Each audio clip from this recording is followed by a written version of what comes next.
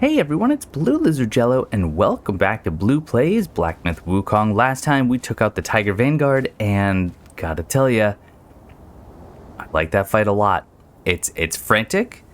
I don't think, at least for me, it's as difficult as the white-clad noble from Chapter 1. Not yet. Well, not yet. That didn't even make sense. Not in hindsight, it could have just been a skill issue, which is why the noble was so difficult, but it really was a challenge. But the Tiger Vanguard, I understood it, I think, pretty quickly, and I just had to execute, not perfectly, but pretty darn well, and I did, and I feel good about that fight. Now we got the keenness of the tiger, and we're going to use that to open up a couple of doors before we try and move on. However, I am going to put in a spark. I got one spark, and I'm going to throw it in here, because I want to get to this point where perfect dodge leaves an illusion in your wake, which explodes instantly, dealing damage to nearby enemies. So I'm going to put one into bold move, moderately increasing focus gained from perfect dodges. I think that would be pretty fun. Focusing on dodging has kind of been my bread and butter, if you will. So I do think that this is just a shortcut, so I'm not expecting anything amazing here, because I believe I've already been on the other side of this door, but I could be wrong.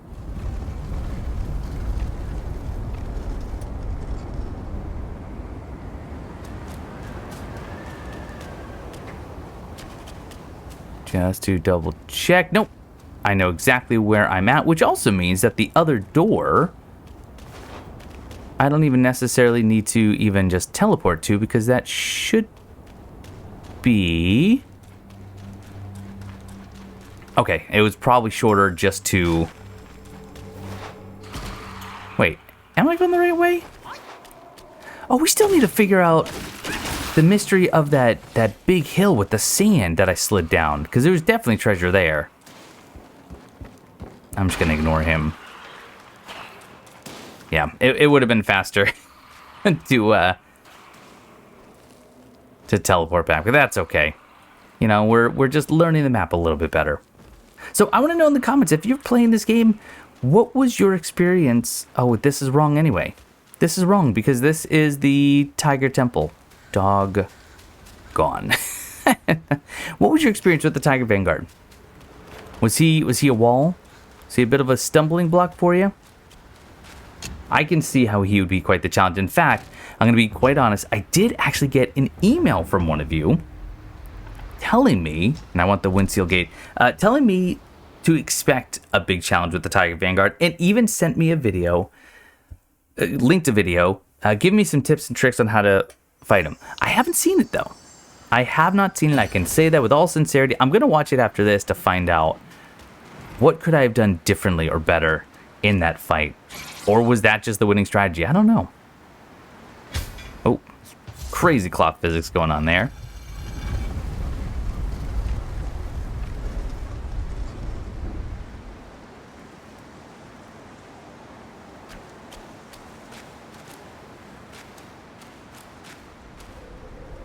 Is this...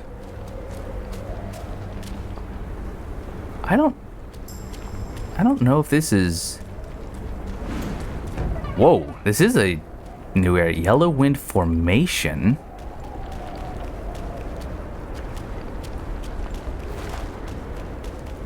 Okay, so far very, very desolate.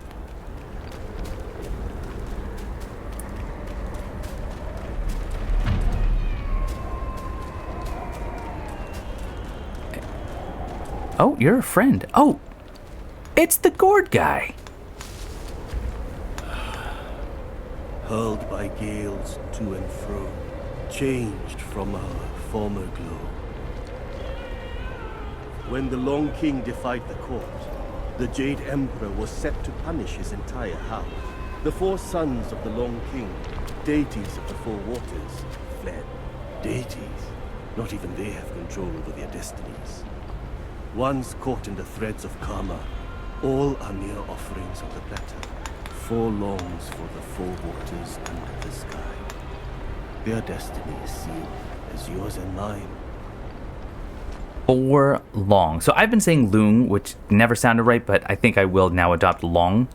as the correct pronunciation, but he's saying there's 4. I've only killed the one, which is the Black Long. When the Long King defied the court, the Jade Emperor was set to punish his entire house. The 4 sons of the Long King, deities, once caught in the Wait, is that longs for the four. Is that all you have? Oh. Oh, but there's a meditation spot.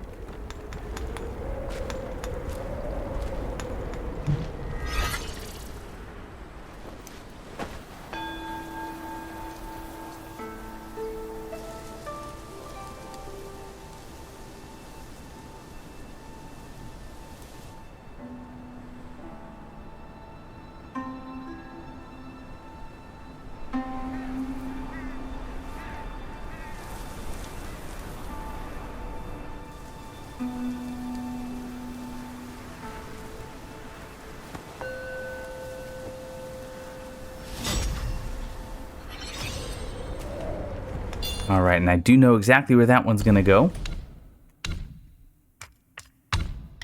We're going to throw that right into Ephemeral Shadow. Damage reduction after a perfect dodge. So maybe once I've killed the 4 longs, I come back and talk to that NPC, or maybe he's just there for a little bit of flavor.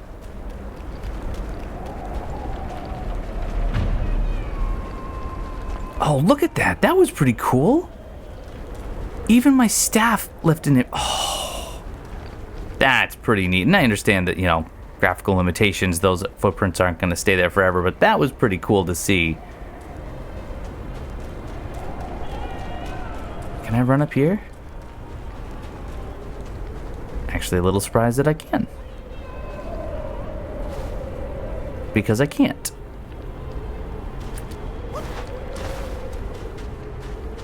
Or is it just a stamina thing? Why did that cause me to fall?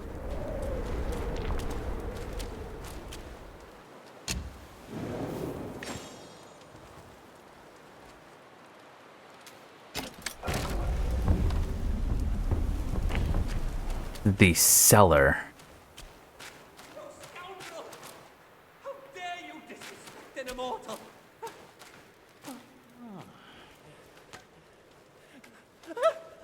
Oh, it's you again. You've bested the Yaoguai.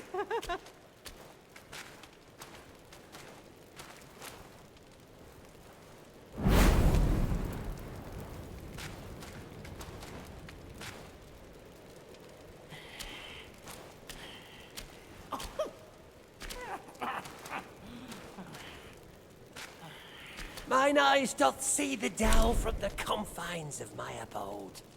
Greeting, brave one. I can never repay you for saving my life. Oh, here, a token of my gratitude. Did you just give me dust? A mind core, okay. Whoa, so celestial medicines, mortal medicines, and he has new inventory. Let's see what he has. Longevity decoction. An ancient tattered page records the formula for the longevity decoction. Upon use, considerably increases maximum health. I want it. It's got to happen. And let's see what I can make. So celestial medicines. Oh. Oh. Oh my gosh. I can make pills with the mind core. Oh my gosh, there's some for all of them. I don't really care about the resistances. But why isn't it showing how much will I have? I'm looking all over it. Unless, am I blind? I'm not sure. I'm not sure if I want to do that or not. I know that's tough. I'm going to make a few longevity decoctions. I do like the idea of the ginseng pellets. I don't know. I'm going to hold off. I'm going to hold off for now. What else? Why is it showing me the little red dot as if... Okay, I guess I've seen it all now. I don't know. That's tough. Because I just don't know how important mine cores are going to be. They might be very, they might be not so much. See, like this? What? How do I get past this? I can't jump. I'm gonna try something silly. No, I can't. I was gonna try to do my staff spin. That doesn't work, no.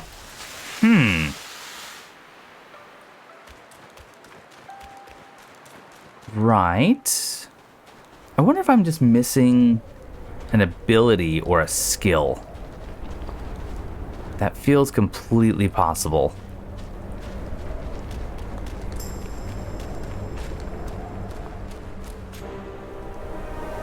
Besides every sage, a villain resides. Beneath every mountain, an abyss lies. Where disparities persist, bloodbaths may arise. I cannot escape, and nor can you! I was not expecting this, that's for sure.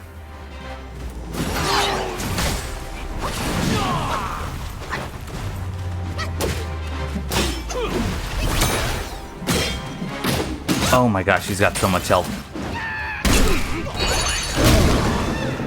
I like that though. But I imagine you probably have a phase 2 just like the other sage.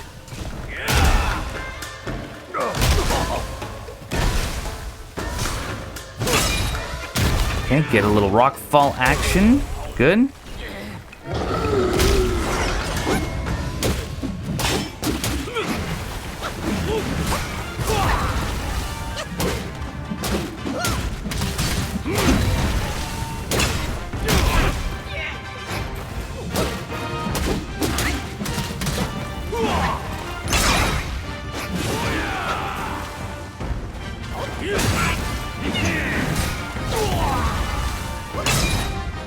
Oh, how did I miss all that?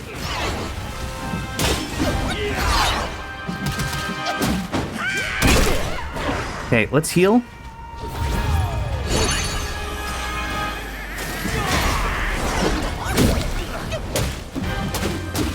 One more taste of my Samadhi wind! Oh. Oh, that completely wasted my immobilize.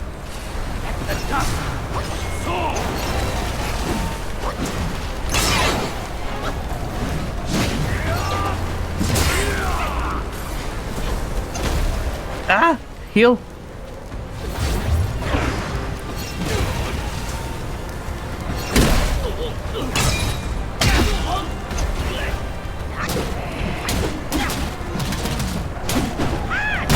All right, ready? Pluck a many.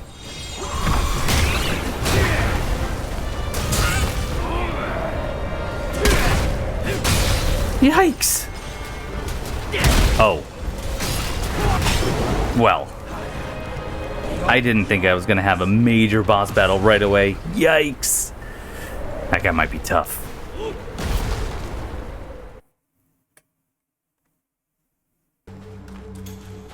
How dare you come back? Why do you have to come back?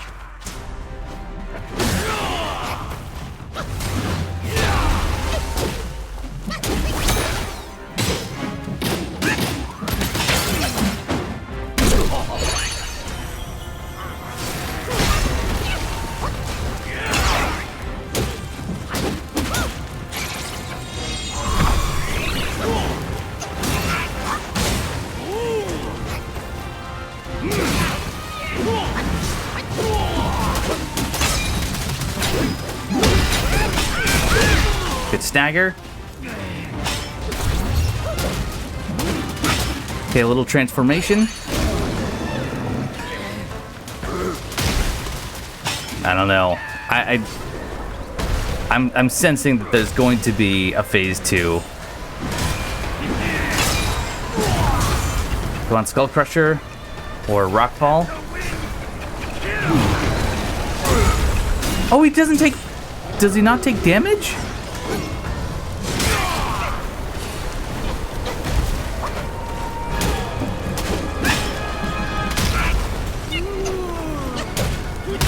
Wow, that's death again.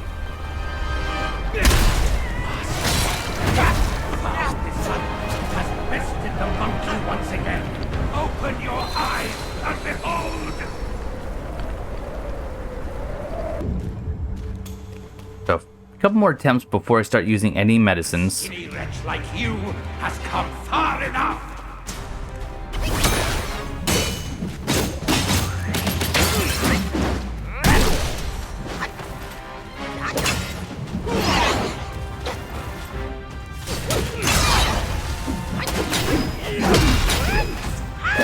Nice hit.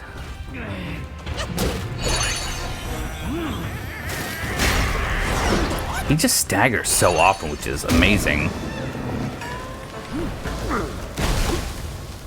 Come back here, please.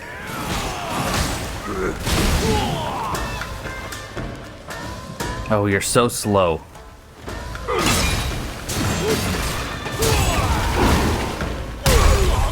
That was some good damage, though.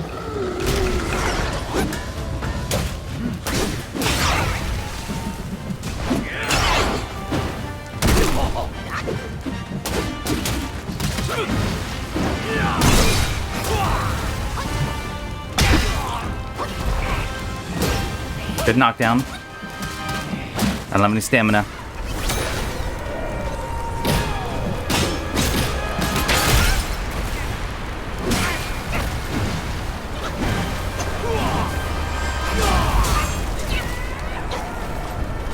You're gonna... Yep. That's the problem.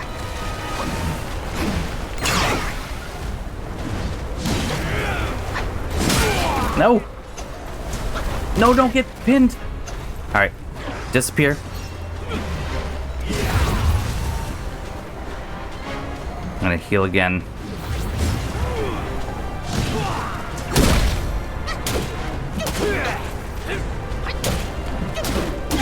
You know what? Let's do it. Pluck a mini. What is happening?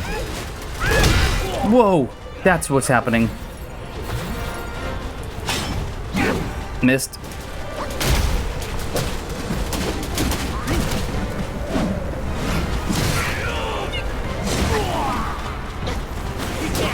Whoa! Whoa! Nope. Heal. Heal again.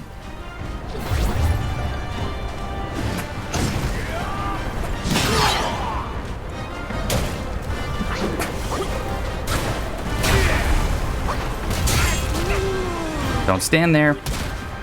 Ah. Oh, that grab attack. I mean, I'm alive, but barely.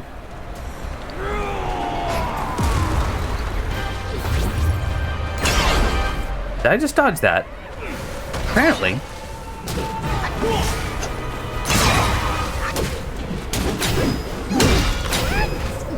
Big bonk.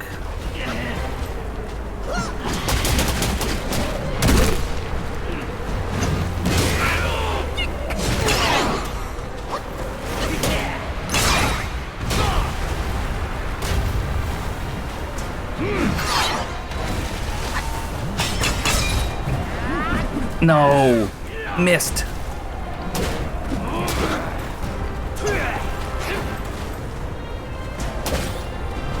Ah.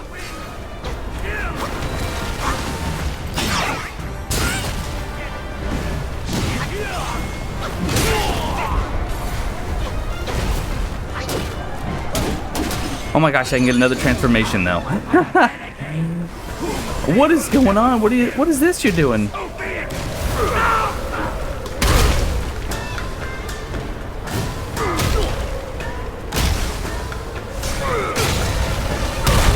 Oh my gosh, I'm actually dealing like a lot of damage to him like this.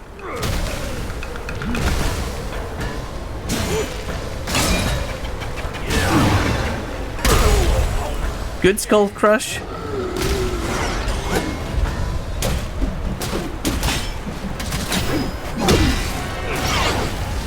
Back up.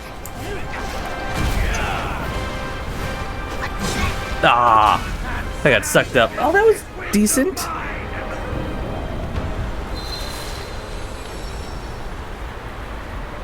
I don't know if the existing form of Pluck of Many is actually the way to go. Oh, you know, I forgot about the rock spell too.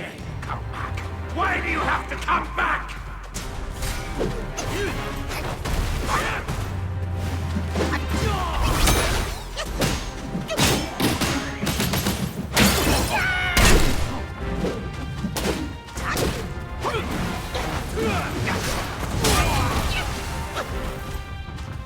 You know what? Just do the transformations nice and quick, right? Because if we can afford a second one, that's pretty great.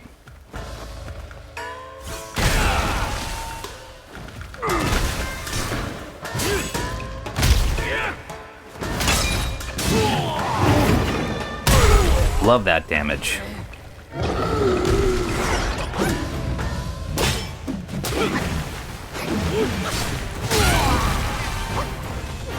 Okay, time to disappear. I'm gonna heal.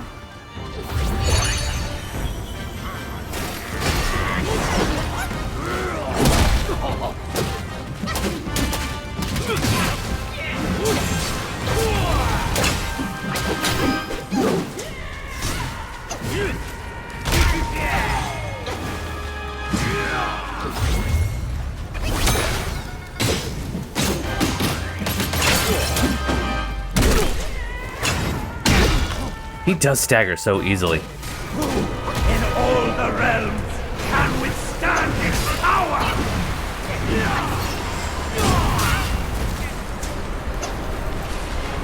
Uh-oh.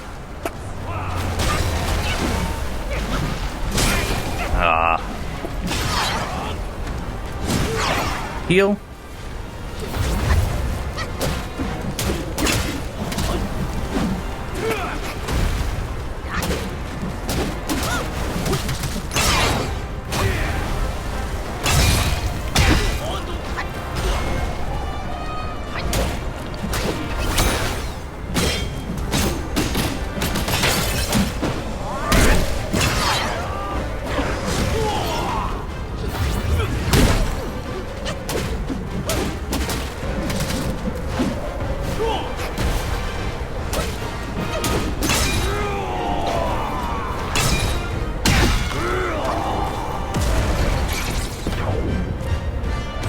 Nope, didn't dodge that one. No! Oh, that grab. That comes out really fast.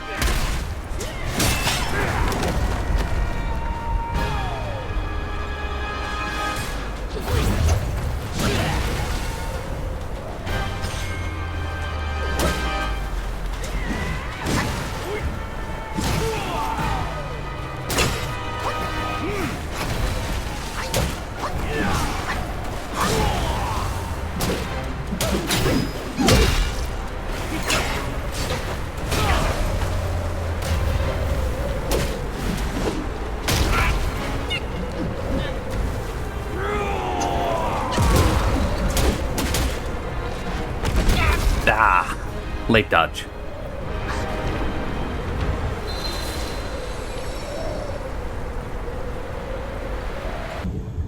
I think transforming immediately is probably the way to go. Any wretch like you has come far enough. Especially if you can just trip them like that.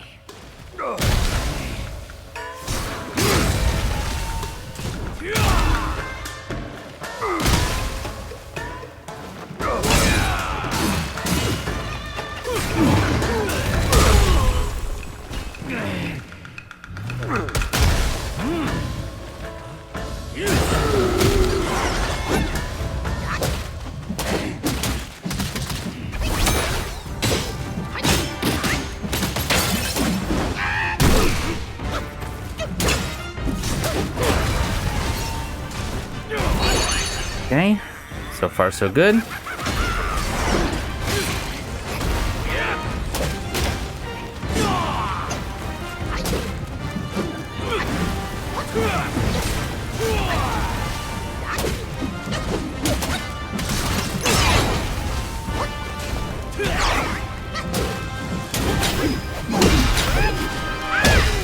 Good stagger.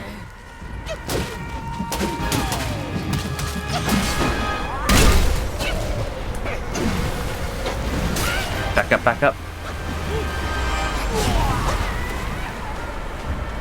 All right, he's gonna disappear.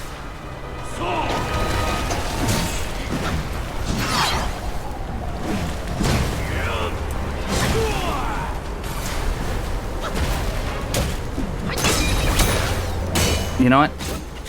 Do it.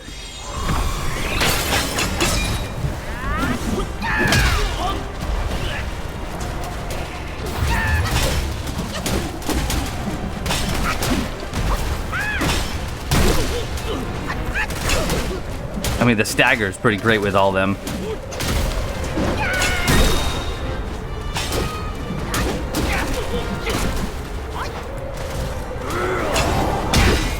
The staggers.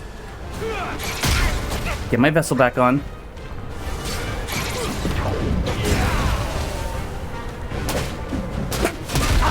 I'm a renegade, whom they will never forgive. So be it. All right, I think he just summoned the tornadoes. I don't know what he's doing.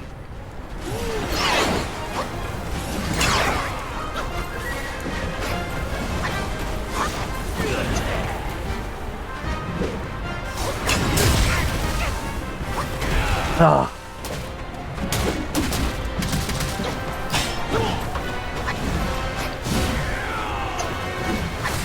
Oh no no no no no no no no! Okay, heal.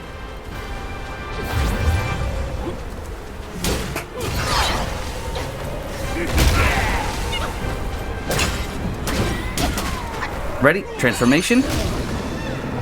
Beautiful. Oh, stupid tornado, no!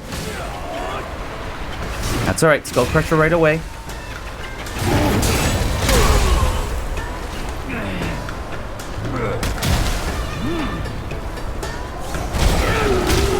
Okay, good. No!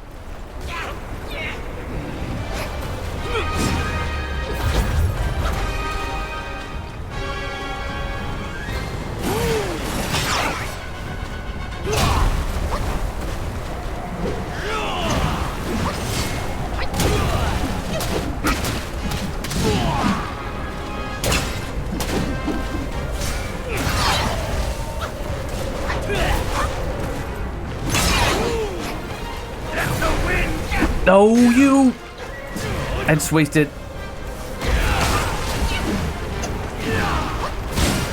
Heal.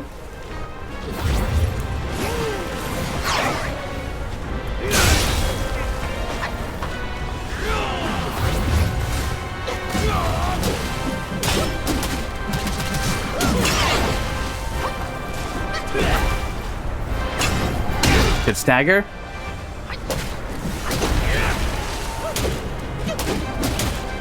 Oh, yes! Yellow and Sage done. Oh, that is intense. You disciple, you're a fool. You stole her and spell and snatched the great sage's relic. You even took your master's heed. Just for a short reign over this barren valley.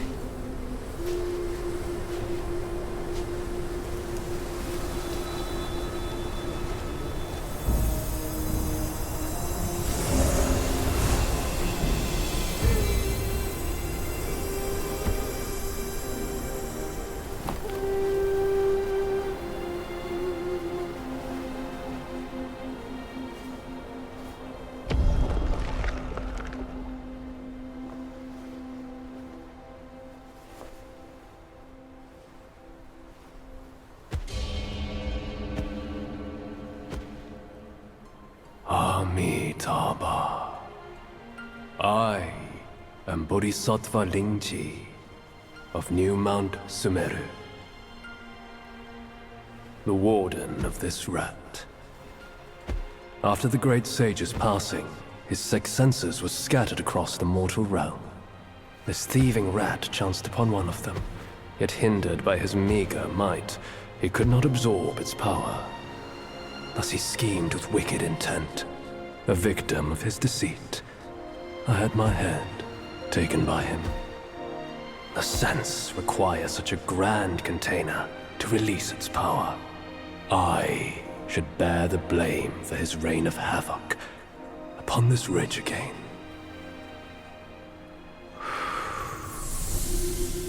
Through your valor and sagacity, order has been restored.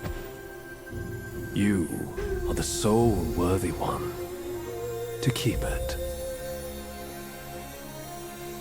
Please, keep it secure in my stead.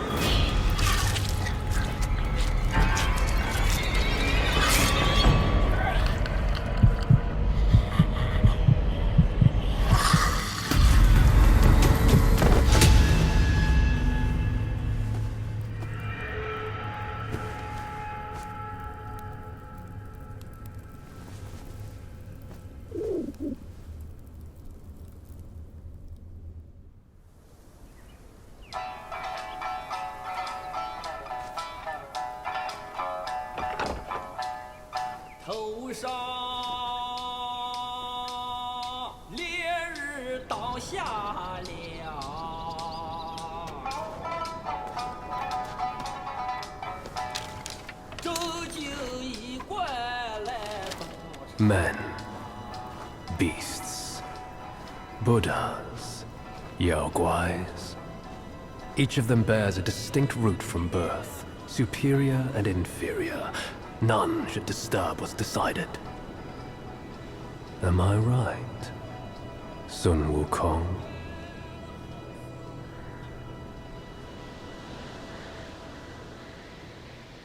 Chapter 2, Yellow Sand, Desolate Dust concluded. These cutscenes are amazing. Wind and sand you've endured here. Did you reach the Forgotten Kingdom at the end of the land? Did you find the clash of stones and the fall of Tiger's acolyte?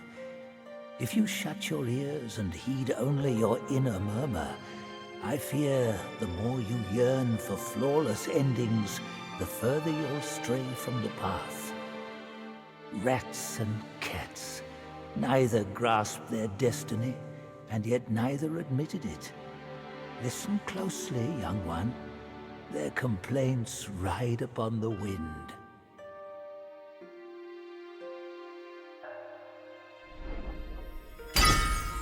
We got a new relic.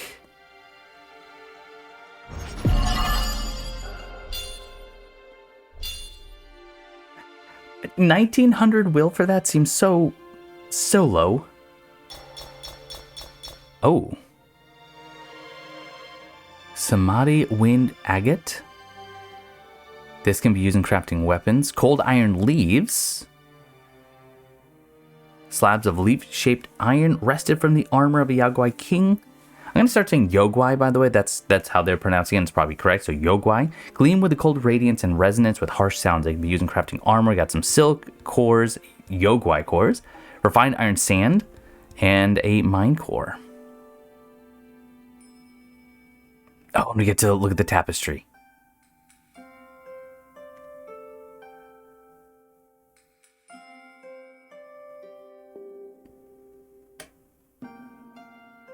Interesting that it doesn't seem to have anything to interact with like the last one did.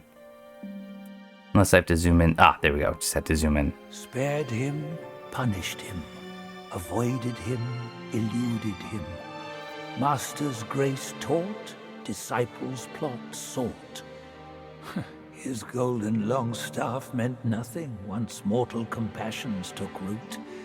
Bodhisattvas too could fall in this way.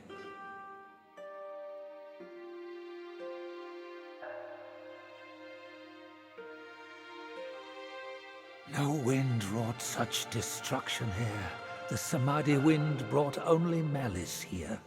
Vajras and Arhats before the yellow wind shivered.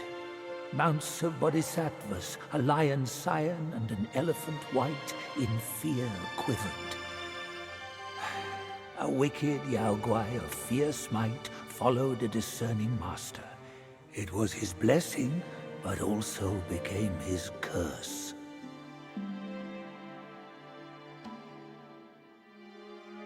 They could have put their belief in anything, yet they chose a Yaogwai. Those who deny the rules must suffer the wrath.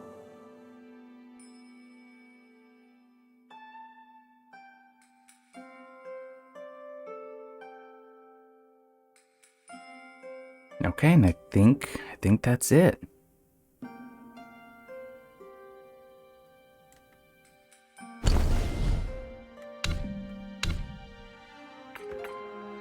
So no key items. I thought we would have, if I'm being totally honest.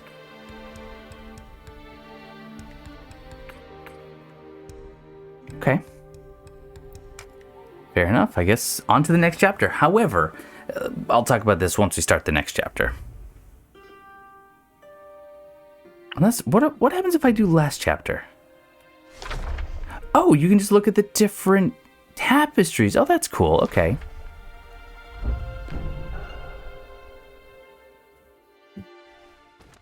Chapter 3, White Snow, Ice Cold.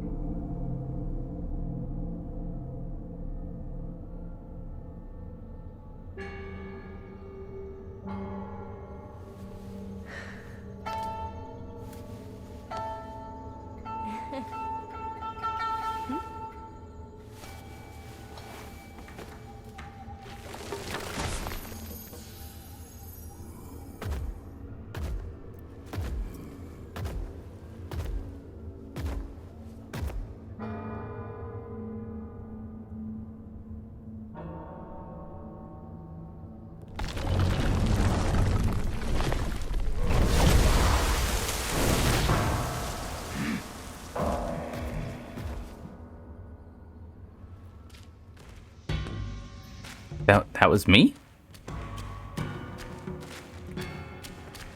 Alright, let's hopefully take you out pretty easily. Yeah, turns out. Very easily. Alright. So, here's what we're going to do. I am going to be wrapping it up here. I do have a couple of portraits now because of that one. So I will go ahead and read those. So if you're only interested in the game itself and the mechanics, this is where I'm going to leave you. And I will say that next time I'm actually, well, I will have to travel far enough to get to a keeper shrine. But once I find one, I am going to travel back to chapters 1 and 2 and flesh those out a bit more. Because I know, at least in chapter 2, there's some secrets that I need to uncover. So if you're not interested in the lore, thank you so much for watching. And I'll see you next time. For everyone else, I think we just have a couple of portraits to read. Oh, and we have a relic to look at. Actually, let's do the relic in case other people haven't clicked off. So we have fuming ears. From the faintest noise, capture the deepest significance. Bold ventures bring both pride and resistance. Echoes of the past can be found where karma lingers. I can do all ears. Slightly extends invincibility duration of the first move of all raid combos. All right. Sound is a bell, narrows the window of rock solid deflection, but returns half of the mana cost of the spell upon deflection. That sounds very cool. Whistling wind temporarily increases attack after perfect dodge. That's probably what I'm going to be going for, just because I'm really focusing on those dodges. But I was told you can respec those at a shrine, so we can take a look at those. So that was the supporter monk we just killed. Strength unused with no place due, lifting stones a task askew, eyes so bright yet lost in haze, an empty gaze lost in self's maze. In the past, the craftsman building the grand hall in the New West frequently encountered strange occurrences, leading many to quit. Curious, one craftsman sought out the abbot, reputed to be a high monk, for answers. The abbot, without hesitation, led him to the great pagoda where he revealed the lantern warden. The craftsmen were terrified, having heard tales of yogwais in their youth, but never having seen one. At that moment, a wondrous sound echoed through the great pagoda, and the lantern warden emitted a blinding light, causing the craftsmen to lose their sight. They cried out in despair. The abbot smiled and said, "To see the truth, one must be willing to sacrifice even sight. You might as well stay here in this temple and practice the path to ultimate bliss with me. Perhaps you'll have the chance to transcend and reach the Buddha's realm." Realizing they were now blind and unable to find work, the craftsmen decided to abandon the secular life and join the temple. They asked the abbot how they should practice, and he replied, "Whatever you are skilled at, practice that."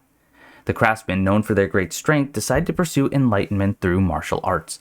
Despite their blindness, they trained under the temple's overseeing monks. They tied large stones to iron chains and attached them to their wrists, lifting them daily. This also conveniently prepared the stones needed for the temple's construction. The abbot was pleased and appointed them as supporter monks, saving a considerable amount in labor costs. Alright, and then of course we have the Yogwai King, Yellow Wind Sage. Endless yellow winds sand stretch afar. In the land once abundant, no homes there are. Half Gwai, half immortal, who can decide? Thief or sage, why wouldn't he mind? Firelight flickered over a table laden with food and drink. The second prince of flowing sand sitting on the table gnawed on what might have been half a haunch with relish. The king of flowing sand sat beside his son obediently. As someone who typically delighted in pointing out the missteps of others, he remained oddly silent during the feast. Even the tiger vanguard was on his best behavior. Watching the dimwit across from him gorging on the haunch, the tiger seemed to have no appetite. The yellow and sage sat in the place of honor, one hand caressing the object resting on the table, the head of a bodhisattva. Bodhisattva? He said it in the cutscene, with eyes closed in silence. "Pa, I need more." The sudden shout from the second prince set all hearts hammering. His pa, the king of flowing sands, glowered and hissed, "Shut it!" Then he scrambled to his knees and pleaded for forgiveness. A trifle is all. The yellow wind sage rested his hand atop the head of Lingji, then stood. "With my master's most prized vessel in my grasp, I can surely absorb that thing. I mean to enter secluded meditation starting today. I have appeased those old rascals from above, yet it will be wise to remain discreet." "If you're seeking seclusion, master," fawned the king of flowing sands, "my people and I would be honored to camp outside the cave and stand guard beside you. Beside me, the sage gazed at his master's head and rejected his offer immediately. No, you will move to the ridge. I will be setting the yellow wind formation. Let no one disturb me. If there's urgent news, master, how shall we bear it unto you? The king cried out. The yellow wind pointed at the tiger vanguard. Have your rock brothers raise paths of sand, each with a gate locked by a secret tally. You 2 vanguards will each hold a tally. You 2 vanguards will each hold a tally. Interesting. I only have the 1 tally so far. Before Tiger Vanguard knelt to thank the sage for his weighty charge, the king interjected anxiously, "But master, we rats have never got along with those cats. If they hold the..." The yellow wind sage didn't want to listen at all. He picked up the Buddha head and interrupted. "All of you, withdraw. Do not disturb me until the very sky collapses." Oh, and we have... Oh, right, because we... Oh, gosh, we have a couple. We have Bodhisattva Lingji. From emptiness, desires arise, bringing strife. From compassion, lust grows, vast as life. Past joys turn to future regrets. Cleanse the heart, let go as the wind sets. The reasons behind Bodhisattva Lingji's beheading were widely debated. Tiger Vanguard put it this way: how could we, mere followers, dare to discuss the master's affairs? However, I once heard my father mention that our master despised that bodhisattva of some sort, their so-called master-disciple bond. To me, it was more about merely seeking protection. Being a yogwai, you got to be pragmatic. Immortals and Buddhas don't show mercy, it's all about mutual benefit. The King of Flowing Sand seemed to know more details. Years ago, when Master helped my humble kingdom avert disasters, I caught a glimpse of that big beetle. It had a Buddha head on its back, identical to the one Master beheaded. Alas, everyone in my kingdom turned into rats later.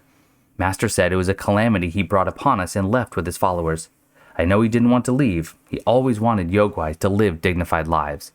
The second prince was terse. Master? Not bad.